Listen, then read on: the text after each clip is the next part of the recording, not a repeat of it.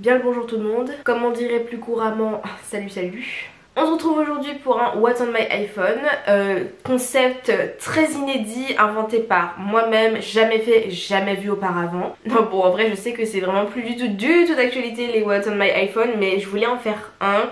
J'hésitais, moi j'ai du coup l'iPhone X que j'ai acheté reconditionné sur showroom privé, et j'hésitais entre vous faire un What's on my iPhone ou un avis sur les iPhones reconditionnés showroom privé. Du coup je pense que je vais faire les deux, mais on commence par le What's on my iPhone.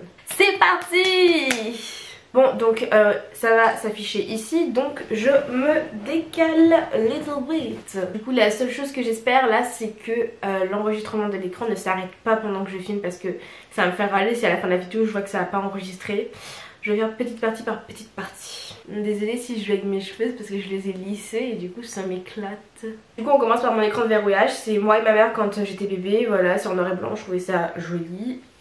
Ensuite mon écran, fond d'écran, c'est moi et mon copain, voilà, c'est nos grosses têtes. Donc quand on arrive sur mon téléphone, la première chose qu'on voit c'est l'écran d'accueil. Donc moi j'ai mis les applications que j'utilise principalement quand même, enfin entre guillemets. Honnêtement j'y ai pas trop touché. J'ai choisi de garder la plupart des applications en modifiant certaines, genre par exemple pour Google Maps. Moi de base c'est plan qu'on a sur l'iPhone, mais moi j'aime pas trop l'appli donc j'ai mis Google Maps. Après j'ai mis Netflix, YouTube, WhatsApp, Snapchat, voilà, enfin c'est les applications auxquelles j'ai touché. Ah oui, Google Traduction aussi, c'est des choses que j'utilisais souvent avant, maintenant j'utilise moins, je vais pas trop sur Netflix sur mon téléphone. YouTube par contre j'utilise énormément YouTube, j'adore regarder des vidéos sur YouTube, enfin bref voilà. Et puis WhatsApp pareil j'utilise moins, mais avant toujours j'utilisais beaucoup WhatsApp, limite plus que SMS, et donc je l'avais mis là. Après pour les 4 applications de la barre du bas j'y ai pas touché non plus. Donc après j'ai fait des dossiers sur la page d'à côté, j'aime pas que ça dépasse de partout, avoir plein d'applications. Donc dans mon premier dossier qui s'appelle autre, en fait, je pense que c'est le nom de base que le téléphone a donné au dossier. C'est un peu toutes les applications que j'ai enlevées de l'écran principal du coup. Donc il y a Dictaphone, Calculette, iMovie que j'utilise pour certains montages vidéo, mais j'utilise plus iMovie sur Mac que sur téléphone parce qu'il y a beaucoup plus de fonctionnalités sur Mac. Ensuite Caméra Connect, c'est l'application pour connecter à ma caméra. Après j'ai l'application Mes comptes BNP Paribas, donc c'est mon compte bancaire. Après Bouygues Télécom, c'est mon opérateur. Université Lorraine, c'est l'application de mon université. C'est plutôt cool d'avoir une application pour son université. Genre j'ai mon emploi du temps. Bon là du coup il n'y a rien vu qu'on est en confinement. Après j'ai mes mails de l'université, mon dossier étudiant avec mes notes, etc. Enfin franchement c'est pas mal. Ensuite EDF et moi, c'était quand j'avais mon appartement. Là je suis de retour chez mes parents, du coup ça me sert un peu à rien vu que c'est ma mère qui tire les factures, etc. Canon Print, c'est pour aller avec mon imprimante Canon, genre imprimer des documents, etc. Me connecter à l'imprimante, voilà. Eurodomest, ça c'est une application que je peux effacer. Ensuite fichier, bah, c'est mes documents quoi, rien d'intéressant. Localisé, voilà. MyTF1 c'est les replays TF1. ING c'est pour mon compte joint, parce que j'ai un compte bancaire que je partage avec mon copain, puisque quand on vivait encore ensemble on faisait les courses, etc. Du coup bah, c'était plus pratique de payer avec la carte du compte joint. Maintenant bah genre c'est plus nous qui faisons les courses, c'est ma mère, parce que pour l'instant on est chez mes parents, le temps de trouver un autre appartement, donc voilà. Ensuite mesure, rouleur, c'est des règles, je sais pas pourquoi j'ai deux applications comme ça mais voilà. Et Cyberghost, c'est une application de VPN. Est-ce que je suis censée dire que j'ai ça? Pour ceux qui savent pas, le VPN en fait c'est comment expliquer? En gros un VPN c'est pour changer ton adresse IP quand tu es connecté à un réseau Wi-Fi. Genre par exemple là c'est écrit en haut à droite, je suis connectée à la Bbox, la Wi-Fi de chez moi quoi. Et en gros si j'active mon VPN ça va me localiser comme si j'étais connectée aux États-Unis, ce qui fait que j'aurai accès par exemple aux plateformes états-uniennes, genre par exemple Netflix des États-Unis ou les sites de streaming des États-Unis. Moi j'utilise pour aller voir les replays de Dance Moms sur My Lifetime. Et voilà, en gros ça sert à ça les VPN, mais bon c'est peut-être pas très légal, alors je vous le conseille pas hein. Ensuite e-shopping. Alors, e-shopping c'est tout ce que j'achète en ligne en fait, donc les applications en ligne. Amazon c'est... Pourquoi j'explique? Tout le monde connaît Amazon. Ensuite Easily, en gros c'est En gros sur ma carte étudiante j'ai la possibilité de payer avec ma carte étudiante grâce à l'application Easily. Donc je recharge ma carte étudiante, je mets de l'argent dessus etc. Et quand je suis à ma fac, bien sûr c'est pas partout que je peux payer avec ma carte étudiante. Quand je suis à ma fac et je veux manger au Crous, au resto universitaire, enfin bref, au truc que propose ma fac quoi. Du coup en fait si j'ai pas ma carte bancaire et que ma carte étudiante est rechargée, je donne ma carte et je paye avec en fait, c'est tout. Ensuite j'ai showroom privé, AliExpress, Vinted, Deliveroo, Uber Eats, tout le monde connaît ça je pense, Shein, je sais pas si vous dites Shein ou Shein, moi je dis Shein. Pareil, United Wardrobe, pour ceux qui connaissent pas, c'est un peu moins connu mais c'est comme Vinted en fait, mais il y a plus de en fait je trouve que, je sais pas, je pense que je préfère United Wardrobe. Je sais pas, voilà. Ensuite H&M, McDo, Sephora, Rakuten et Le Bon Coin. Voilà, je pense que j'ai pas besoin de vous présenter toutes ces applications là, c'est des trucs basiques que tout le monde connaît je pense. Donc voilà. Après pour mes réseaux sociaux, alors j'ai Gmail, Messenger, Facebook. Encore une fois, tout le monde connaît. Twitter, Skype, YouTube Count. En fait, j'adorais cette application avant, mais maintenant elle fonctionne très mal. En fait, c'est pour ceux qui ont des chaînes YouTube. Moi, j'ai mis ma chaîne et la chaîne d'une autre fille que je suis, que j'aime bien. En fait, genre, elle fonctionnait très bien avant, mais maintenant c'est plus à jour. Genre, j'ai plus 649 abonnés. J'ai plus que ça, mais ça ne se met plus à jour depuis un certain temps. Ah, voilà, ça s'est mis à jour. Devant vous, mesdames et messieurs. Enfin bref, du coup, voilà pour YouTube Count. Ensuite, Instagram, voilà. YouTube Studio, c'est pour ceux qui ont une chaîne YouTube. Donc, attendez, je vous montre un peu comment c'est. Donc, en gros, ça vous met votre nombre d'abonnés, vos statistiques, etc.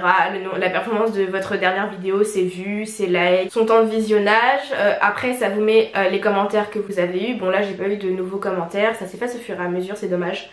Enfin voilà, bref c'est tout pour gérer votre chaîne YouTube quand vous avez une chaîne YouTube, les commentaires, les analytics de vos vidéos, enfin bref. Je vais pas rentrer dans les détails trop puisqu'après genre c'est mes analytics personnels. Qu'est-ce que vous faites là, regardez. Ensuite Vesco, c'est pour ceux qui connaissent pas, je pense que tout le monde connaît ça maintenant mais on sait jamais. C'est une application, moi j'utilise principalement pour retoucher mes photos parce que Vesco c'est... Pour retoucher les photos c'est vraiment super. Personnellement j'utilise cette application ou l'application Lightroom, c'est vraiment deux applications super. Je crois que Vesco par contre si vous voulez avoir accès à tous les filtres, toutes les options de modification, il y en a qui sont vraiment super au niveau des couleurs. Je crois que ça coûte 20 € l'année, je crois que c'est genre 1,99 € par mois, un truc comme ça. Ou 2 €, je sais plus, bref. Il me semble que c'est 20 € l'année, faites le calcul pour 12 mois, voilà ça se paye par mois. Ça en vaut la peine je trouve si vous l'utilisez souvent. Ensuite Pinterest, je pense qu'encore une fois tout le monde connaît, mais c'est en gros c'est plein d'images pour vous donner des idées. Pour des thèmes, il y a de la cuisine, il y a de tout, de la cuisine.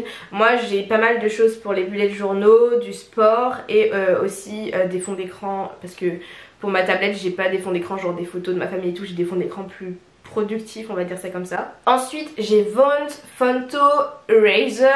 Tout ça c'est des applications que j'utilise pour faire mes miniatures YouTube, mes miniatures ou mes vidéos YouTube en fait. Dites-moi si vous voulez que je vous fasse une vidéo comment j'édite mes vidéos, enfin comment je fais mes montages vidéo ou mes montages miniatures etc. Ensuite on a l'application TubeBuddy, donc ça c'est un peu pareil que Life Count.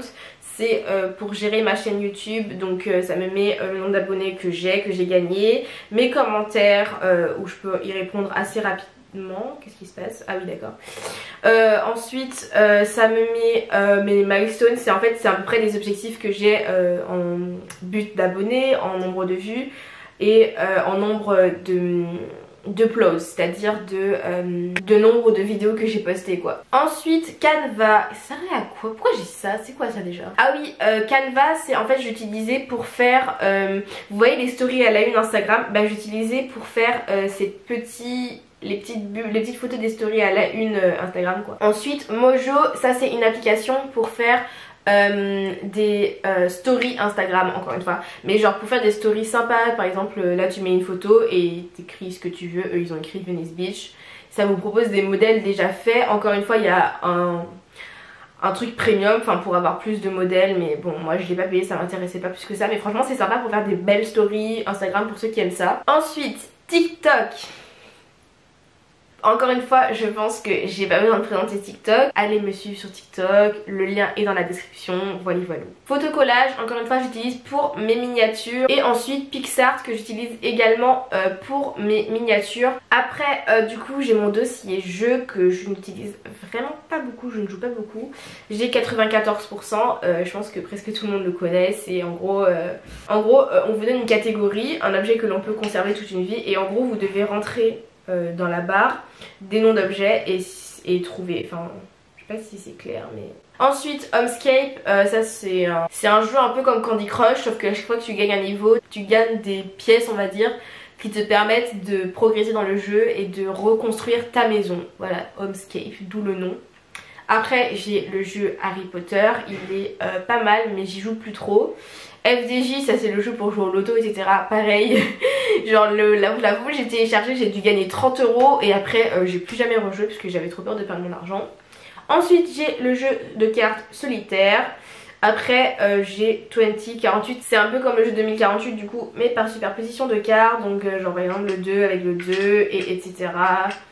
Enfin le but c'est d'arriver à avoir un nombre plutôt gros, enfin bref, vous avez compris quoi. Ensuite j'ai Cooking Diary, ça c'est le jeu que je joue, auquel je joue le plus en ce moment. C'est en fait un jeu où vous êtes dans une cuisine et le but c'est d'avoir plusieurs restaurants dans toute la ville, d'avoir personnalisé, décoré tous les restaurants au niveau maximum. Enfin bref, c'est vraiment sympathique. Après j'ai le jeu Drop Dome, c'est un peu comme un Tetris. Draw classique, ça c'est un concours de dessin un peu comme Pictionary mais en ligne où tu dois faire deviner un mot en dessinant quelque chose à quelqu'un. J'y joue en ce moment pendant le confinement avec mon frère parce qu'on a rien d'autre à faire encore une fois. Après j'ai Shazam, tout le monde sait comment ça marche. Ensuite j'ai mon dossier voyage, donc j'ai Stan, ça c'est l'application quand j'habitais à Nancy que je prenais le bus. Ensuite j'ai l'application Oui SNCF pour prendre mes billets de train, Uber, Hitch. Uber et Hitch c'est le même principe. Airbnb, hotel.com, Trivago pour réserver des endroits où dormir quand je voyage etc. Voilà, après j'ai mon application Santé Sport, comme vous voyez elle est pas très pleine. Bref, du coup dans cette application là j'ai Yuka. Yuka c'est une application que j'adore mais vraiment. En gros c'est pour scanner vos produits et ça vous dit les composants du produit, est-ce que c'est bon, est-ce que c'est pas bon. Donc ça c'est l'historique de ce que j'ai déjà scanné. Et j'adore ce truc puisque bah j'aime bien utiliser des produits qui sont bons pour ma santé et qui contiennent pas des produits, des éléments nocifs quoi. Ensuite j'ai l'application 30 jours fitness pour ceux qui voudraient se remettre au sport. Voilà, c'est vraiment une application que je conseille. Moi l'été quand j'ai pas sport et que j'ai besoin d'un programme ou d'un truc comme ça, j'utilise cette application, elle est vraiment trop bien. En gros c'est une application où vous avez un programme sportif sur 30 jours. Vous choisissez le type d'exercice que vous voulez faire. Est-ce que c'est pour le corps complet, les abdos, les fesses, les bras, les parties du corps que vous voulez cibler. Et ensuite vous choisissez votre niveau, débutant, intermédiaire etc. Et après vous avez chaque jour des propositions d'exercices. Et ensuite à la fin de votre séance vous mettez votre ressenti, si c'est trop dur, si c'était essoufflant, comment vous vous êtes senti etc. Et ça va ajuster au fur et à mesure des jours votre routine sportive en fonction de vous et de vos résultats etc. Franchement c'est super, j'adore. Et en plus de ça je crois aussi qu'il y avait des propositions de programmes alimentaires. Ouais voilà c'est ça, sur plusieurs jours. Pareil, franchement elle est trop bien cette application et il me semble qu'elle est gratuite. Donc voilà, profitez-en, go. Ensuite j'ai mon dernier dossier qui est productivité travail. Donc c'est ce que j'utilise soit pour mon travail, soit pour mon travail universitaire, donc mon travail job ou mon travail universitaire. Du coup j'ai l'application Forest. Mon dieu cette application je l'adore. Je sais pas pourquoi elle est toute bête mais j'adore cette application.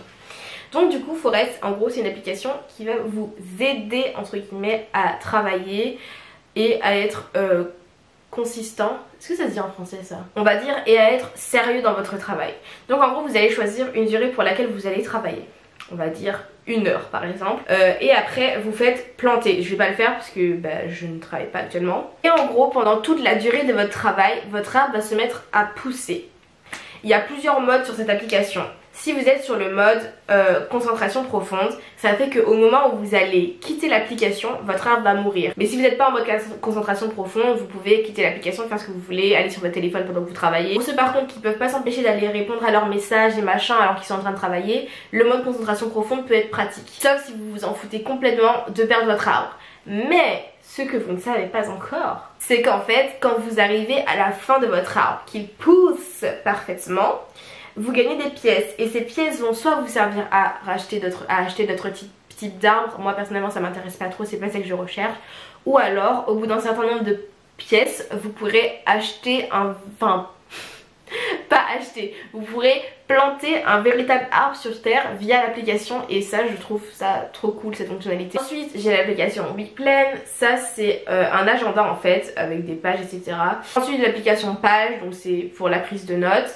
Après j'ai Ornicar, donc ça c'était pour quand je passais mon code, maintenant je l'ai, je peux supprimer l'application.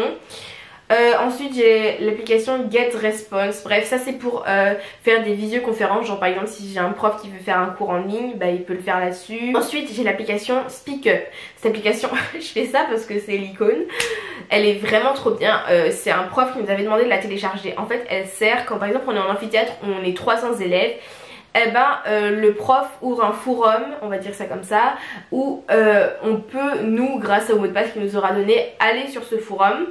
Et en gros les élèves peuvent poser des questions au prof pendant sa séance sur le forum, ou quand ils posent une question et qu'on n'a pas envie de lever la main devant 300 élèves, on répond sur SpeakUp. Et voilà, je trouve que c'est un concept vraiment super. Bon ensuite j'ai l'application Google Chrome, mais ça me sert à rien vu que j'ai Safari. Après j'ai l'application Xmind, je l'ai sur mon téléphone mais j'utilise que sur ma tablette. En gros c'est une application qui vous permet de faire des cartes mentales. Voilà, en gros les cartes mentales c'est ça, genre vous mettez un sujet, c'est des sortes de fiches. Ensuite j'ai l'application GoodNotes, donc c'est une application de prise de notes, mais cette fois-ci c'est sur la tablette puisque j'ai un stylet, donc je suis pas obligée de taper forcément. Je prends les notes à la main, je le fais pas énormément mais ça me permet de relier les choses, de faire des flèches etc. et j'apprécie beaucoup. Par exemple voilà, ça c'est mon cours de psychologie sociale, il y a des trucs qui sont écrits à la main et d'autres non. Je fais des flèches, des schémas etc. et j'apprécie énormément. Voilà. Et voilà, c'est tout pour mon What's on my iPhone. Je n'ai pas d'autres applications à vous montrer. Enfin bref voilà, du coup c'était tout ce qu'il y avait sur mon téléphone. J'espère que ça vous a plu. Du coup prochainement je pense que je vais revenir pour une vidéo encore sur mon téléphone, mais cette fois-ci pour donner un avis sur les iPhones reconditionnés showroom privé, parce que j'ai des choses à dire là-dessus. J'espère que votre confinement se passe toujours bien, que vous vous occupez, que vous vous ennuyez pas trop. En tout cas si vous êtes arrivé jusqu'à là, n'oubliez pas de vous abonner à ma chaîne. On se retrouve prochainement pour des nouvelles vidéos et n'oubliez pas que je vous aime.